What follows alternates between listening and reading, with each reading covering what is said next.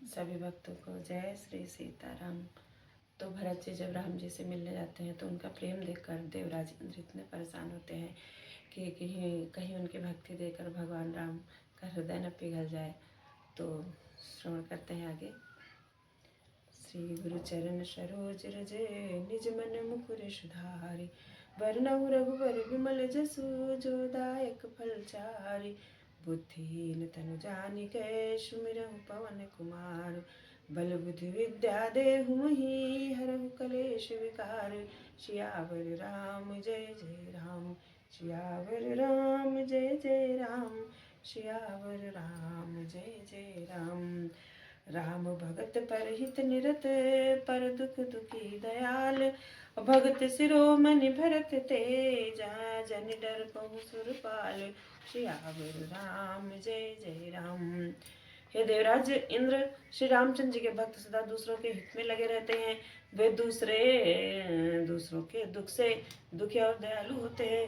फिर भरत तो भक्तों के शिरोमणि हैं, उनके उनसे बिल्कुल ना डरो। सत्य संग प्रभु सुर हितकारी भरत राम आयस अनुसारी अस्वार्थ विवश विकल तुम हो भरत दोष नहीं राउर मोहू। प्रभु श्री रामचंद्र जी सत्य प्रतिज्ञ और देवताओं का हित करने वाले हैं और भरत जी श्री रामचंद्र जी की आज्ञा के अनुसार चलने वाले हैं। तुम व्यर्थी स्वार्थ के विशेष बस होकर व्याकुल हो रहे हो, इसमें भरत जी का कोई दोष नहीं, तुम्हारा ही मोह है। असुनि रघुबर सुर गुरु बर बानी अभा प्रमोद मन मिठी गलानी बरसी प्रसून हरसि सुर राऊ लगे सराहन भरत सुभाऊ।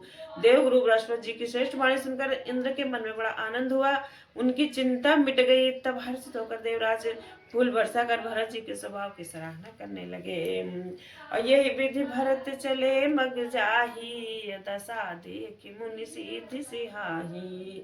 और जब ही राम कहिले ही उसासा उमगत पे मनहु चहु पासा। इस बार भरत जी मार्ग में चले जा रहे हैं। उनकी प्रेमयी दशा देखकर मुनि और सिद्ध लोग भी सिहाते हैं। भरत जी जब भी राम के लंबी सांस लेते हैं तभी मानो चारों ओर प्रेम उमड़ पड़ता है। अद्र वही बचन सुनि कुलिस पखाना पुरजन पे मुन जाई बखाना। बीच बास करी जमु नहीं आए निरखी नीर लोचन जल छाए। उनके प्रेम और दीनता से पूर्ण वचनों को सुनकर वज्र और पत्थर भी पिघल जाते हैं। अयोध्या वासियों का प्रेम कहते नहीं बनता। बीच में निवास मुकाम करके भरत जी यमुना जी के तट पर आए। यमुना जी का जल देखकर उनके नेत्रों में जल भर आया। और रघुबर बरन बिलो की बर बारी समेत समाज अहोत मगन बारिद बिरह चढ़े चढ़े विवेक जहाज सियावर राम जय जय राम।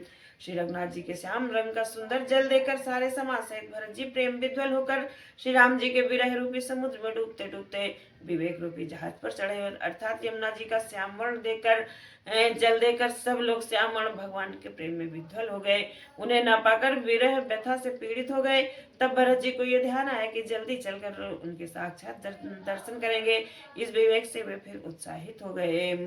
जमुन तीर ते ही दिन करी बासु अभय समय सम सब ही सुपासु। राति ही घाट घाट की तरनी और आई अग्नित जाहि न बरनी। उस दिन यमुना जी किनारे निवास किया। समय अनुसार सबके लिए खान पान आदि की सुंदर व्यवस्था हुई। निषाद राज का संकेत पाकर रात में घाट घाट के अगणित नावे वहां आगे जिनका वर्णन नहीं किया जा सकता।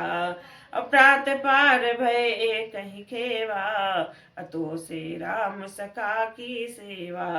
अचले नहाय नदी सिर नाई असाथ निषाद नाथ दो भाई। सवेरे एक ही खेमे में सब लोग पार हो गए। श्री रामचंद्र जी के सखा निषाद राज की इस सेवा से संतुष्ट हुए, फिर स्नान करके और नदी को सिर नवा निषाद राज के साथ दोनों भाई चले। आगे मुनिवर बाहन आछे, राज समाज जाई सब पाछे, अते ही पाछे दो बंधु पया दे, अभूषण बसन बेस सुठी साधे। आगे अच्छी अच्छी सवारियों पर श्रेष्ठ मुनि है, उनके पीछे सारा राज समाज जा रहा है, उसके पीछे दोनों भाई बहुत सादे भूषण वस्त्र और बेस में पैदल चल रहे हैं। असेवक सुहृद सचिव सुत साथा, असुमिरत लखन सीय रघुनाथ, जहाँ जहाँ राम वास विश्रामा, तहाँ तहाँ करई सप्रेम प्रणामा। सेवक मित्र और मंत्री के पुत्र उनके साथ हैं, लक्ष्मण सीता जी और श्री रघुनाथ जी का स्मरण करते जा रहे हैं। जहाँ जहाँ श्री रामचंद्र जी ने निवास और विश्राम किया था, वहाँ वहाँ वे प्रेम सहित प्रणाम करते हैं।